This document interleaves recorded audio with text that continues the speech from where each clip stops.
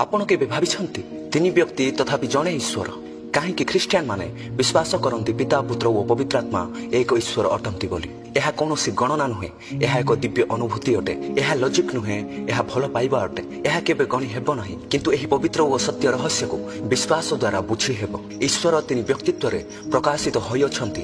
पिता जे आद्य कालरू वाक्य रूप रे थिले, सेही वाक्य पुत्र यीशुख्रीष्ट रूप रे देह धारण कले एवं पवित्र आत्मा जे आम्भमानक मध्य रे वर्तमान वास करंती, जहा प्रभुंकर आत्मा अटे। से माने अलग अलग व्यक्ति अलग अलग कार्य कार्यरत, किंतु मूल एक अटे, एकता और समानता रे। उदाहरण स्वरूपे संगीत रे तीनोटी ध्वनि सारेका, यह अलग अलग शब्द किंतु एक साथी रे मिसिले सृष्टि करे एक मधुर राग। पुणी अग्नि रे रहिछि आलोक ताप और धुआं, तीनोटी गुण किंतु यह एक अटे। पानीर मध्य तीनोटी अवस्था थाए, बरफ बाष्प और पानी, यार तीनोटी रूप किंतु गोटे द्रव्य पानी अटे। आउ सूर्य जहा दिए प्रकाश ताप और आकर्षण, यही तीनोटी भिन्न भिन्न हेले मध्य अस्तित्वर गभीर संबंध रे एकतारे अछंती। जेपरि तीन व्यक्तित्व किंतु एक ईश्वर, पिता पुत्र नुहंती किंबा पुत्र पिता नुहंती। पिता पुत्र पवित्र आत्मा मिसी एक महान और अद्वितीय ईश्वर अटंती। तांको गुण ज्ञान बुद्धि शक्ति धैर्य प्रेम और शांति आम पाई दिया जाइथिबा एक दिव्य दान अटे। भाबुचे आपण एही भिडियो रे त्रैकत्व ईश्वर केमिति जणे यह बुझी जाइथिबे।